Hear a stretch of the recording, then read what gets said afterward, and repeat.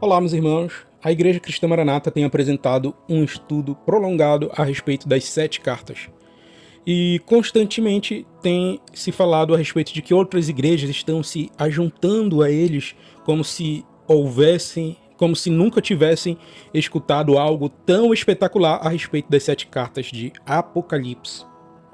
Mas será que tal estudo da Igreja Cristã Maranata, ele é algo procedente de uma, entre aspas, revelação do Senhor, ou é uma cópia? Hoje nós iremos provar que o estudo da Igreja Cristã Maranata é uma cópia. E se é uma cópia, por que nunca foi falado? É tido como se fosse uma revelação, entre aspas, da obra do Senhor, como eles dizem, argumentam.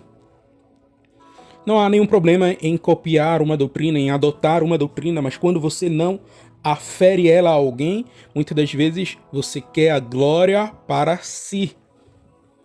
E nós iremos ver que todo o estudo da Igreja Cristã Maranata a respeito das 7 cartas de Apocalipse foi copiado. Os irmãos por acaso conhecem esse quadro da esquerda? Muito parecido, né? E existem quadros ainda mais parecidos com o da Igreja Cristã Maranata.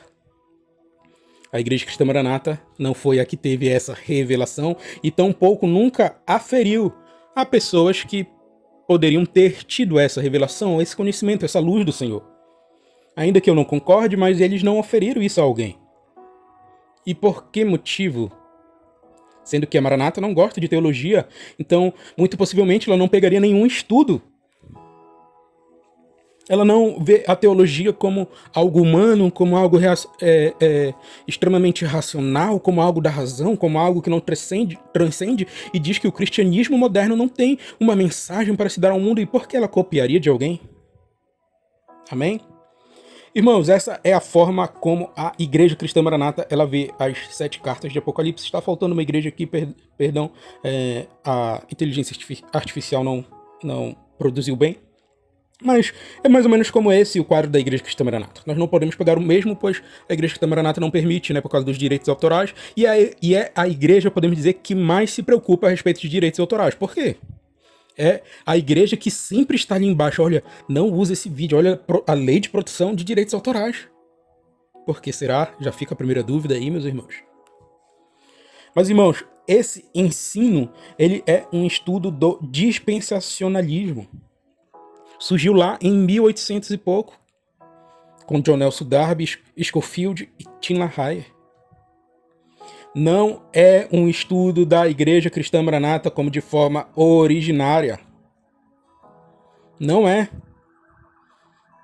Esse estudo é do dispensacionalismo, podemos dizer o que é. Nós já falamos a respeito da origem do dispensacionalismo, né? Há vídeos aqui, eu creio que é o primeiro ou segundo vídeo falando a respeito de por que Jesus não volta na quarta trombeta. O dispensacionalismo são os irmãos que pensam, e nós o amamos, nós os respeitamos, os irmãos que pensam que Jesus pode voltar a qualquer momento antes da grande tribulação. E esse pensamento ele surgiu lá em 1800 e pouco. John Nelson Darby ele foi o primeiro a sistematizar, a fazer um estudo sobre isso. Amém? Então, John Nelson Darby entendeu que as 7 cartas de Apocalipse, dirigidas às igrejas da Ásia, elas se cumpriram na história da igreja, como diz essa seta aqui no quadro. E que cada igreja representava um período, cada igreja era ligada a uma parábola, ligada a um espírito. Esse estudo não é da Igreja Cristã Maranata. O pastor presidente constantemente faz anúncios de que irmãos da Assembleia de Deus estão assistindo às suas dominicais. Irmãos, se vocês estão maravilhados com esse ensino da Igreja Cristã Maranata, eu os alerto a dizer que esse ensino, ele também já foi ensinado na igreja de vocês, é uma doutrina da igreja de vocês, do dispensacionalismo. Ainda que existem hoje várias vertentes do dispensacionalismo, essa é uma delas. Então, irmãos da Assembleia de Deus, não se maravilhem com isso, isso é uma doutrina também da igreja de vocês. Amém? É um estudo feito a respeito do dispensacionalismo que vê as igrejas como certas dispensações em períodos diferentes. Amém? Como nós já falamos, esse quadro aqui é um quadro tirado de um livro. Amém? E tem outros quadros, outros autores que já colocam, né, a conexão com cada igreja, com o Espírito de Deus. E nós podemos nos perguntar por que a Igreja Maranata nunca falou a respeito de onde vem a origem disso. Será um orgulho? Fica aqui a dúvida. Amém? Nós não estamos atacando para denegrir ou algo assim, mas nós queremos apenas, no campo de uma crítica, no sentido de uma crítica de discurso, em qual há liberdade de fazermos, de questionar a Igreja Cristã Maranata de por que nunca se deu crédito às pessoas que mencionaram tal doutrina. Amém? Será que é realmente uma revelação do Senhor para a Igreja Cristã Maranata?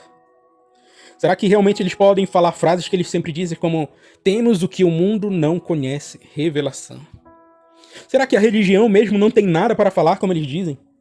Será que o cristianismo falido não tem uma mensagem? Será que as igrejas realmente estão fechando? Irmãos, nós podemos nos perguntar por que, dentre todos os estudos teológicos que poderia se usar, pegou logo um estudo que os próprios dispensacionalistas não consideram mais.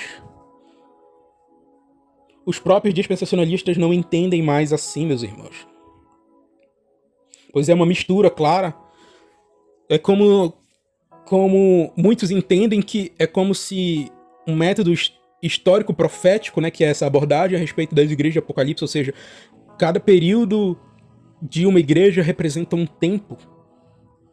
Então esse método histórico profético ele foi rejeitado por muitos dispensacionalistas, pois eles entendem que não é para ser lido assim as 7 cartas de Apocalipse.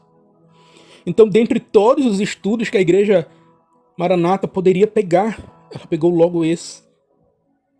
Porque nós nos questionamos por que não pegar um estudo simples a respeito da palavra de Deus? Um estudo teológico simples, o qual a Maranata nunca teve um acesso. Porque o que importa é mistério e não coisas simples. O que importa é dizer que a igreja de Éfeso, irmãos, está ligado à parábola do semeador e o seu nome significa desejado, e isso se cumpriu em Pentecostes, e é a época da semeadura, a organização, a evangelização do evangelho, que mistério maravilhoso, e se dispensa o simples. Lembramos que quem amava os mistérios, irmãos, eram os gnósticos. E nós não estamos acusando a igreja de ser gnosticista. Nós dizemos que quem ama simplesmente somente os mistérios são os gnósticos.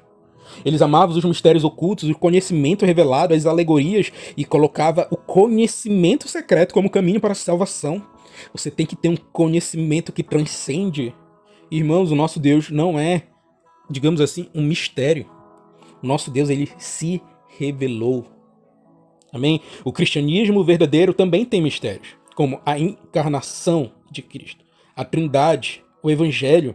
Mas esses mistérios eles foram revelados por Deus e são acessíveis a todos por meio da fé. Eles não são acessíveis a todos. Sim, existem aqueles a qual os seus olhos ainda estão fechados, como diz a palavra do Senhor. Mas por meio da fé, nós conhecemos os mistérios de Deus. Como diz a palavra, o mistério que esteve oculto dos séculos agora nos foi manifestado aos seus santos. Esse mistério é Cristo Jesus. Amém? Como se devem ser estudadas as 7 cartas? Nós lembramos que o texto sempre nos alerta. Ouça o que o Espírito diz às igrejas. Então, meus irmãos, a palavra de Deus ela nos exorta a escutar o que o Espírito Santo ele diz às igrejas, e não somente uma igreja. E não o que ele falou a um determinado período que foi para certa época, se cumpriu lá em Pentecostes, ou se cumpriu no papado, ou algo parecido, não. Mas escutem o que ele quer dizer às igrejas, todas essas 7 igrejas. O próprio número 7 em Apocalipse fala de uma plenitude. Então, nós como igreja devemos olhar o todo. Amém? Nós devemos olhar essa plenitude, porque isso fala diretamente conosco. O que cada carta ela deve nos comunicar, nós devemos nos atentar. E tem algo, irmãos, que podemos dizer que nos fere o coração e nos enche de temor. É quando Jesus ele diz, tenho algo contra ti. Nós podemos nos perguntar, irmãos, e isso deve nos encher de temor, o que Jesus tem contra nós como igreja. O que Jesus tem contra nós. Algumas igrejas estavam tolerando algumas coisas que não deviam tolerar. Algumas igrejas estavam aceitando algumas coisas que não deviam aceitar. Algumas igrejas estavam sendo, digamos assim, ligadas a um sistema e estavam se corrompendo com esse sistema. Irmãos, a igreja cristã Maranata, ela se vê no texto bíblico. E geralmente em coisas positivas. Olha, remanescentes. Quem são os remanescentes? Os remanescentes somos nós que guardamos a palavra, nós que temos dons. E os aspectos positivos, né, se veem totalmente na igreja cristã Maranata. Será que é essa forma que devemos ler a Bíblia? Sendo um caçador de mistério, como isso se relaciona com parará de Mateus 13? Como isso se relaciona com o Espírito de Deus? Como isso se relaciona? E não dizer como isso se relaciona conosco, como essa exortação de ser vaidoso, de achar que está vivo e não está, se relaciona comigo. Como ter uma hermenêutica, uma ótica bíblica que só se vê nos textos de aspectos positivos. Nós lembramos, irmãos, que a mesma igreja que tem Antipas, aquele que morre por causa da palavra de Deus, morre por causa de amor a Jesus, é a mesma igreja que tem pessoas que aceitam a doutrina de Balaão. Nós jamais podemos nos ver apenas nos aspectos positivos. Somos roubados de uma exortação bíblica quando assim procedemos. Quando viramos caçadores de mistérios, somos roubados da exortação de Deus. Nós não vemos uma ênfase no arrependimento, meus irmãos. Nós não vemos uma ênfase dizendo, olha, irmãos, essa pessoa, essa igreja que se acha que está viva pode ser nós. Olha, essa que diz que está rica, mas não está. Que está rica apenas das coisas terrenas, mas não das celestiais, pode ser nós. Não. Eles são roubados dessa exortação. Não há ênfase em arrependimento, mas há uma ênfase grande na revelação, em caçar mistérios. Jesus exorta as igrejas a se arrependerem de seus caminhos maus e tomarem uma postura diferente contra orgulho, contra a falta de amor, para não tolerar os que se dizem apóstolos e não são, e são mentirosos. Aquela que acha que está viva é repreendida por Deus, porque ela não está. Aquela que está morna. Cada uma, irmãos, deve nos comunicar algo. Porque diversos irmãos que saem em seus relatos, eles dizem, eu não vou à igreja, à EBD, porque eu prefiro ficar em casa e escutar a escola bíblica de Pinheiros, escutar o pastor Hernandes Dias Lopes, escutar o pastor Augusto Nicodemos, escutar Iago Martins. Iago Martins eu ainda não ouvi ninguém falar, mas fica aqui uma dica. Ele tem uma série de mensagens, a igreja dele se chama Manaim, e ele coloca a sua igreja, digamos assim, sendo cada uma das 7 igrejas. Ele diz, Manaim é Pérgamo, Manaim é Éfeso, Manaim é Laodiceia, porque há um entendimento de que essas 7 cartas são exortações para nós. E não para, isso aqui é o cristianismo caído, isso aqui é aqueles que se afastaram de Deus. E não, irmãos, será que a gente está se afastando de Deus?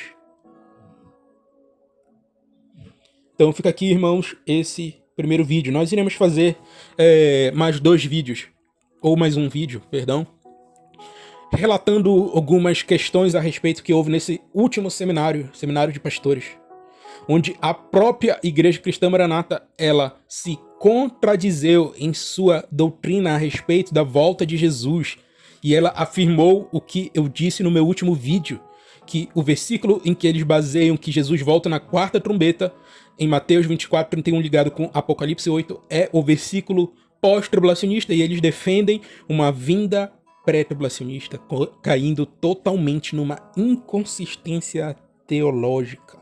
Amém? Nós iremos falar também de Jesus como substância. E é o que nós podemos dizer o maior erro teológico da Igreja Cristã Maranata. Por quê? Porque ela é uma ofensa direta à pessoa de Jesus.